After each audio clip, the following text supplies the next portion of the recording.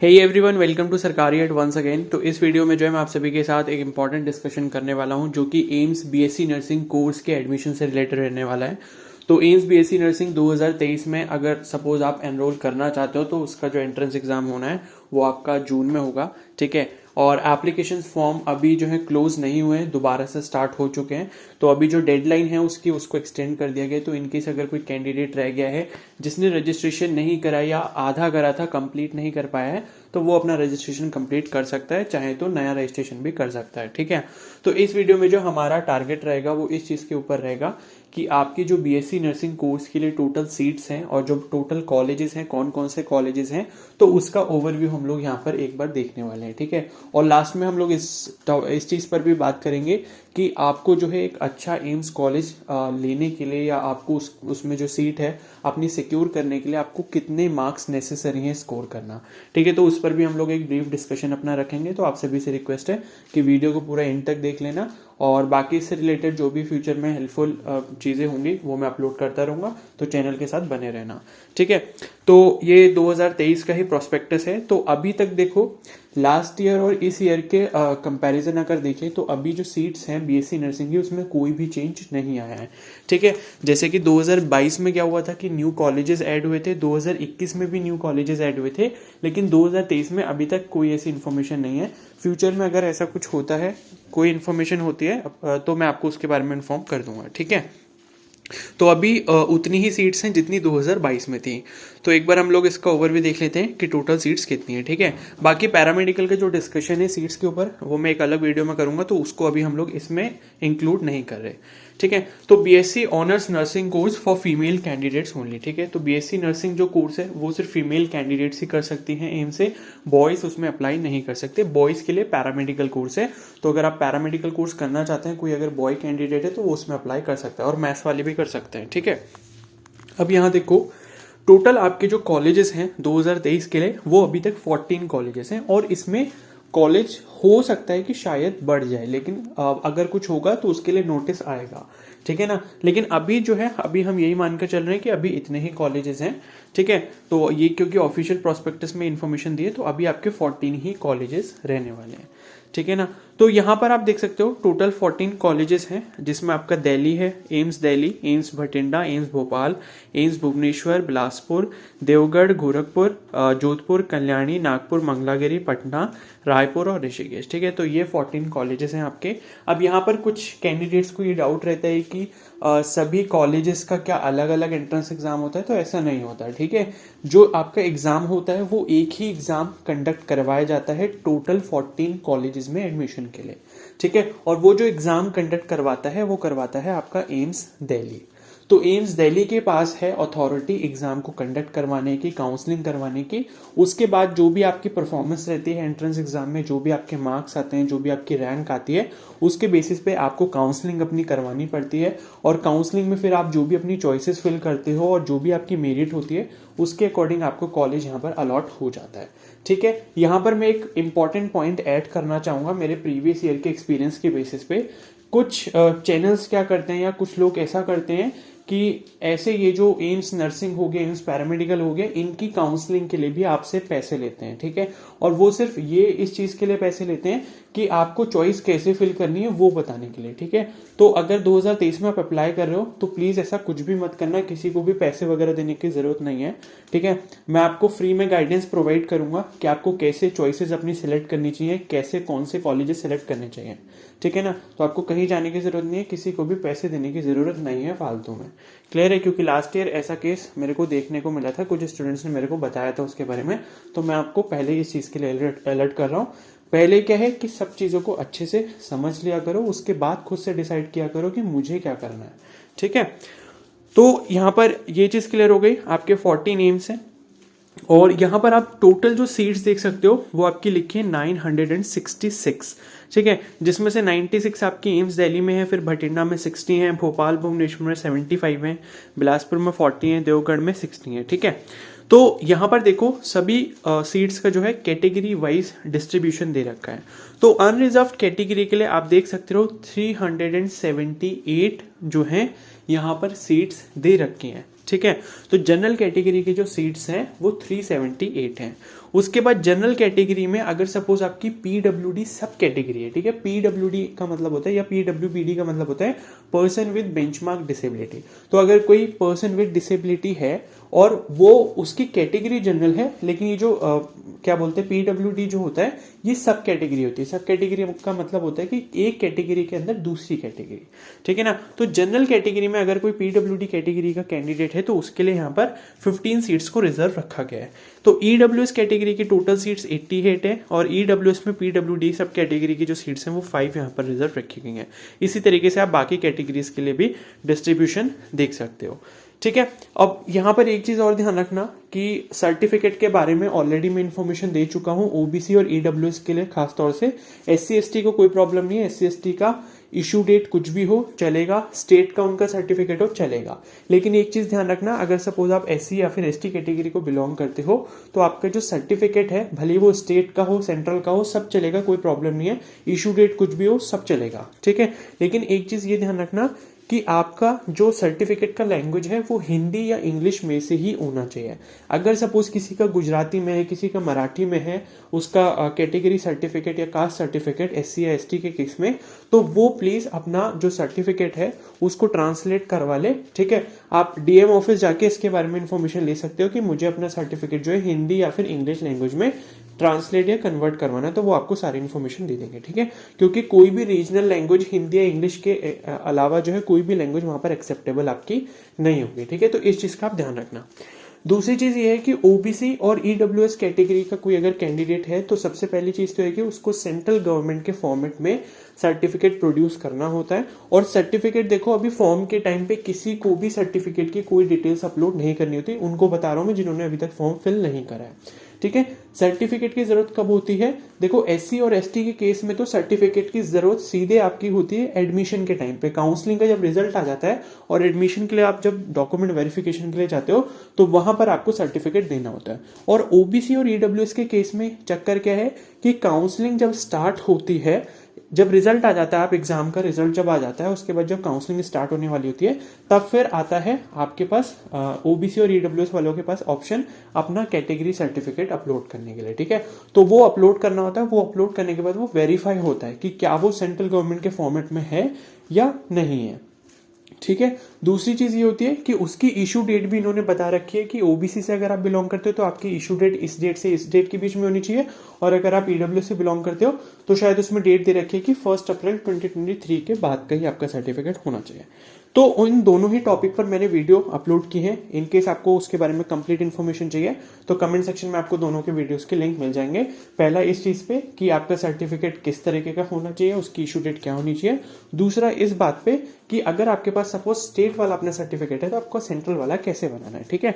वो video basically मैंने NEET aspirants के लिए बनाई है, लेकिन आपको वहां से इन्फॉर्मेशन पता चल जाएगी कि आपको अपना सर्टिफिकेट कैसे बनाना है, ठीक है। ये चीज क्लियर हो गई। अब उसके बाद यहाँ पर आपने कैटेगरी वाइज सबका डिस्ट्रीब्यूशन देख लिया। तो अब आप यहाँ पर देख सकते हो जनरल कैटेगरी की सपोज अगर हम बात करें तो 378 सीट्स यहाँ पर दे रखी हैं। तो एक चीज मैं आपको यहाँ पर बता दूं, जब आप काउंसलिंग करवाते हो और काउंसलिंग किस तरीके से होती है, तो पहली चीज तो ये समझो कि जो जनरल कैटेगरी की सीट होती है या जो यूआर यानी कि अनरिजर्व कैटेगरी की सीट होती है, उस सीट पर सभी कैंडिडेट्स का हक होता है, यानी कि सभी कैंडिडेट्स का राइट है। अगर कोई एससी कैटेगरी का कैंडिडेट सीट लेना चाहता है जनरल कैटेगरी की और उसकी रैंक अच्छी है तो उसको जो सीट मिलेगी वो अनरिजर्व कैटेगरी की सीट मिल जाएगी, ठीक है। ये चीज आई होप आपको क्लियर होगी पहले से, अगर नहीं है तो मैंने आपको बता दिया, ठीक है। तो जनरल कैटेगरी की जो सीट है वो बेसिकली रिजर्व किसी के लिए भी नहीं होती, वो ओपन फॉर ऑल होती है।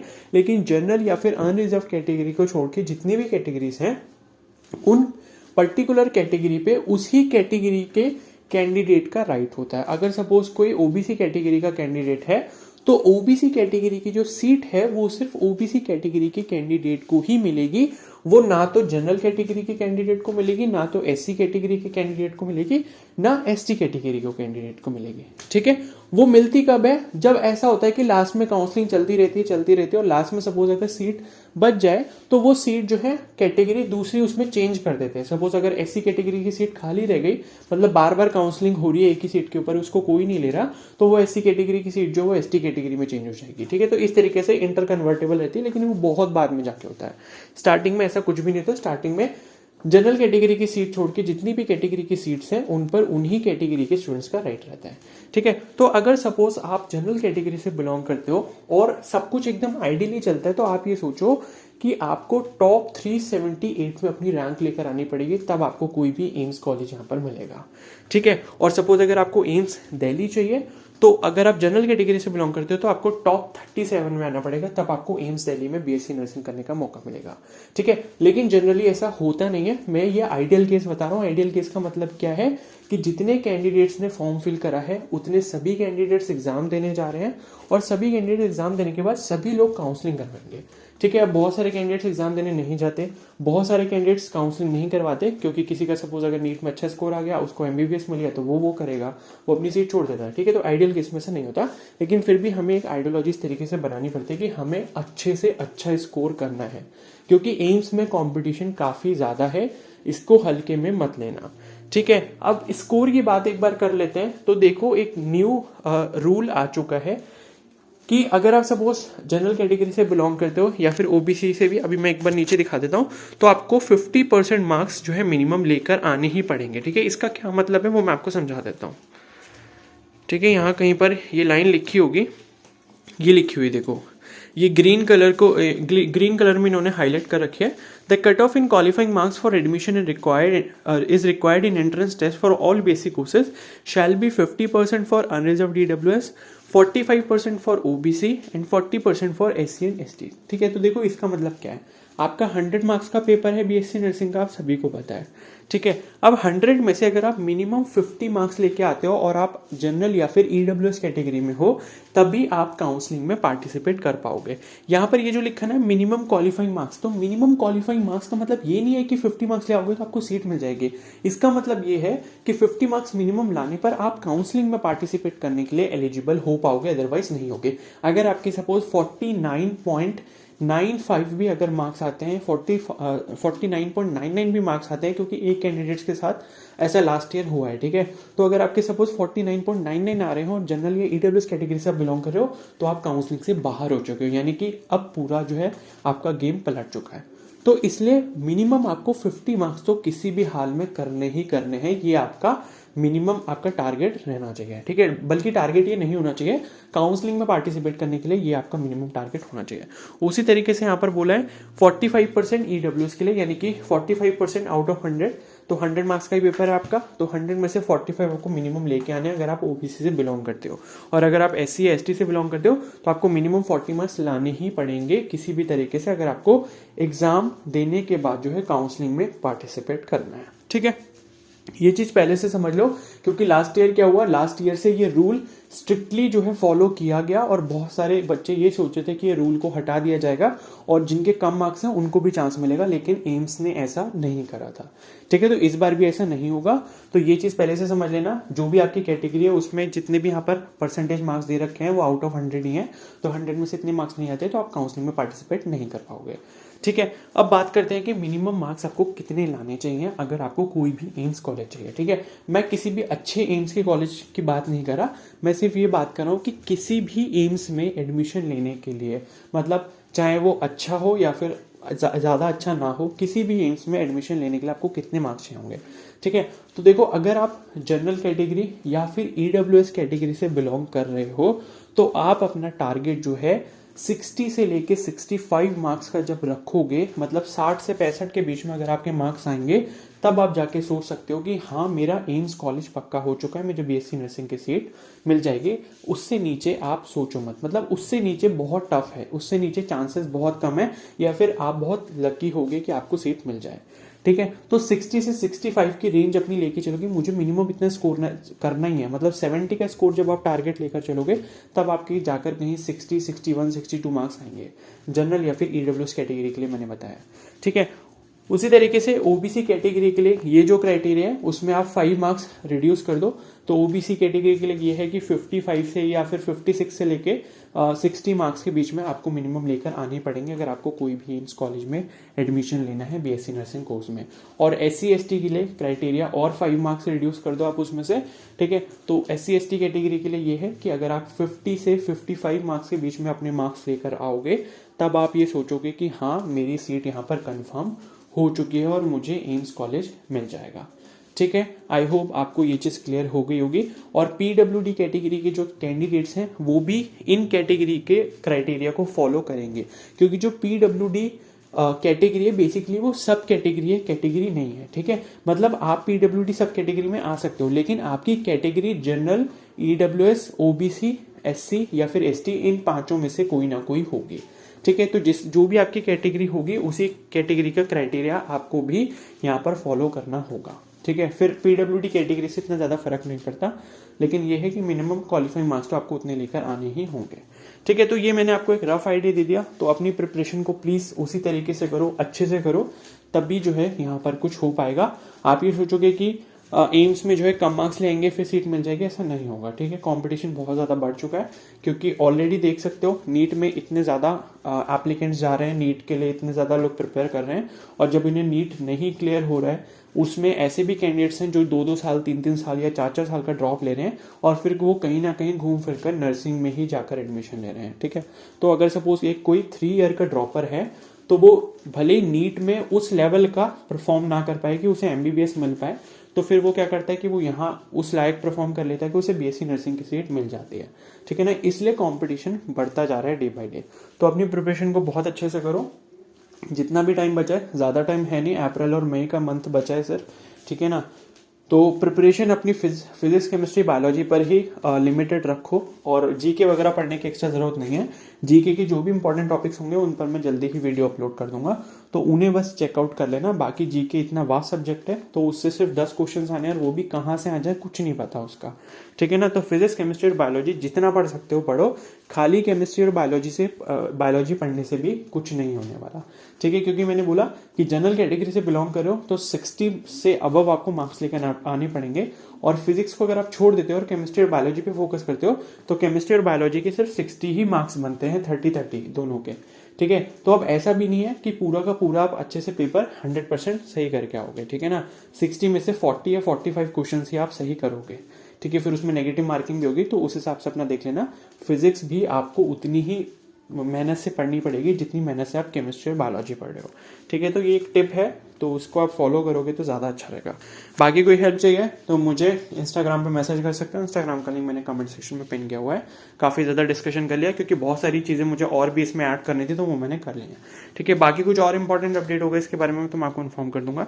अगर ये वीडियो हेल्पफुल लगी तो प्लीज़ को जरूर लाइक कर देना, चैनल पर ना तो सब्सक्राइब कर लो और बेल आइकन को प्रेस कर लो, okay. So thank you and have a nice day.